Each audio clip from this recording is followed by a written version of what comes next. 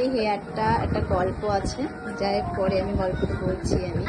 ও যখন এসেছিল হেয়ারটা এতটা শর্ট ছিল এবং পুরো জট। এই জট দেখে আমার গত বছর পুজোর আগে পার্লারের সমস্ত মানে কি বলবো সবাই এত ভিড় ছিল, তার মধ্যেও ও এসেছিল। তার মধ্যে আমি হেয়ারটা দেখেছিলাম, দেখে সবাই ভয় পেয়ে গেছিলো এই হেয়ারটা দেখে।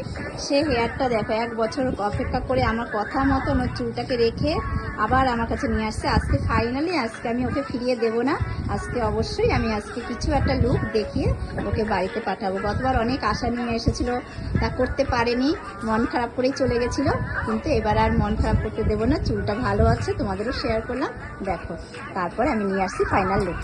ফাইনালি ন্যানোপেস্টে হেয়ার ট্রিটমেন্ট হয়ে গেল, তার ফাইনাল লুকটা তোমাদের সাথে শেয়ার করছি। তোমাদের কেমন লাগলো অবশ্যই জানাবে।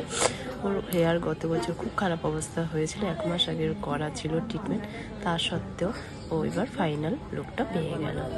চলো।